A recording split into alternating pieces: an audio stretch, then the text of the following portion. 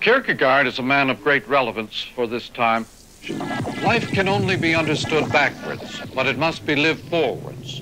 No one can make sense out of more than 10% of what Mcluhan has to say, and that seems to include even the professor himself.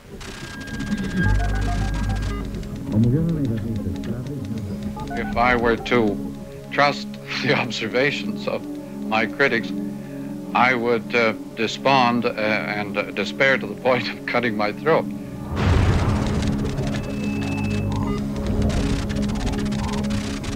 A great many academics thought he was entertaining, not because he was, in their view, a great scholar. It was very hard for him, I think, to find people that he could really unburden himself to, who weren't intimidated by his intellectual stature or the quality of his mind, but were peers. Mcluhan suffered from a lack of people who would say to him, "Marshal, you're making a mistake here." He was lonely. He phoned me one time very earnestly late at night, and he said, "Now look, you know Pierre Trudeau better than I do. I want you to phone him and tell him that he has got to insist that the CBC create a national joke-telling program, because in every joke there is a grievance, and in the utterance of a joke you ventilate the grievance, and it would be so good for Canada if we had jokes coming out all the time. They've got to do that. Tell Trudeau that." And I said, "Marshal, you know Pierre Trudeau as well as I. Why don't you phone him?" "Oh, I can't phone him. You phone him." But this was a very earnest conversation.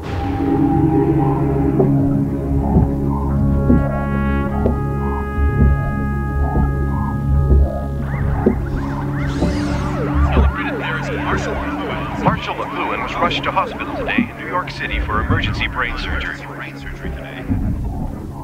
It was a long operation because it couldn't be just removed. It had to be picked bit by bit in order not to injure the brain, have lesions. He lost 5 years of reading and people's faces and who they were. He had a lot of strange preferences afterward, preferring things in the past, people and methods of doing things. I could help out there. At that point, his Catholicism took precedence over anything else. That was his rock, his stability, and that's where he came back to.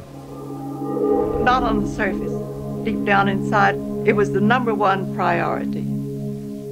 Perhaps he said to himself, "Now I have the base from which I can depart on any adventure I want, because I can always come home to the altar."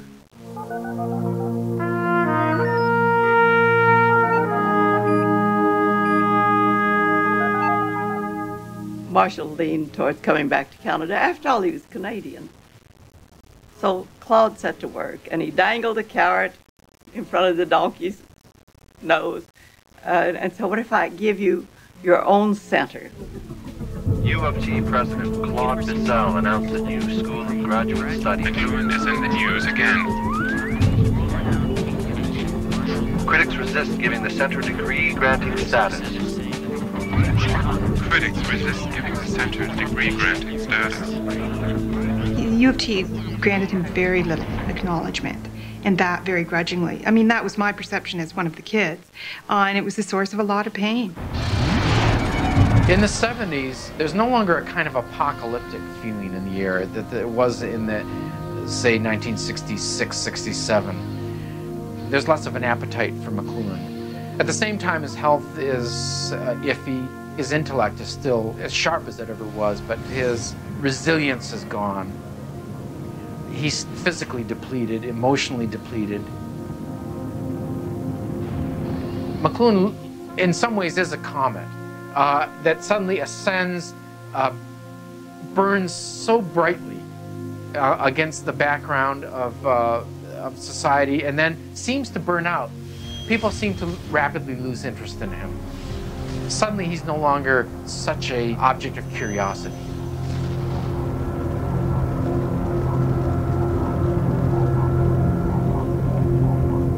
There was a huge pressure on him, and especially in the 70s. The pressure was to deliver constantly fresh and new, innovative insights and ideas. America's challenge of today has forged man's destiny of tomorrow. I ask you as a communications expert, have we had too much communication about the moon or not enough? Or why are some people now incredibly, to me, bored by it? They put what happened in nature up until that time inside a man-made environment. And by turning the planet into an art form, they in effect scrapped it.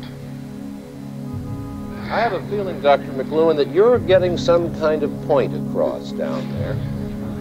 Typical Mcluhan line. Not original. Not original. I'm going to ask you all to think of these weighty remarks for a minute. I think every time I hear you say a sentence is whether I totally understand it. Well, it makes sense out of more than 10% of what Mcluhan has to say. It was difficult being Marshal Mcluhan. There was this constant pressure to deliver the ever new and the ever deeper insight. And when he didn't do that, they'd say, oh, this is old hat, or this is more of the same.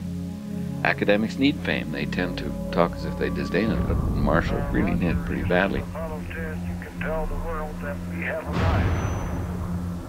He starts becoming marginalized from both sides, both the academic side, which have been distancing themselves from him or pushing him away from them, and then his relationship to the wider media world gets complicated because he becomes a kind of joke or, cliche. Mr. Mcluhan, is Canada a cool country or a hot country? Oh, very cool. Mcluhan taught us to be cynical about the way media treats its own subjects. This must have been the hardest thing for him to accept, knowing that his own analysis made clear to him what was happening to himself.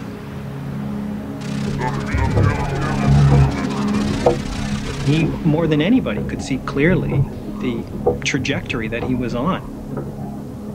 In a sense, he dies for everybody's sins. Despite a veritable who's who of Canadian and American celebrities from around the world have arrived at the door of the Mcluhan Center. The University of Toronto announced the today Center that for Culture and Technology will close. Marshal Mcluhan is currently recovering from a stroke which has left him unable to resume his teaching. Not been able to resume his teaching duties. I see him standing at that southeast window in the house in Witchwood Park looking out over the pond. In that spring after the stroke when he couldn't speak anymore and I see snow coming down. It's April and he has just learned that he, unable to defend himself anymore, has been told that the Mcluhan Center is going to be closed down, and having not spoken for some weeks, he turned and sadly said, April is the cruelest month. The power of poetry was able to surface in him and allow him to utter his grief and his outrage that he now, unmanned by the loss of his tongue, should lose the thing that he built. And poetry gave him the way to utter it, and then he went back to not being able to speak.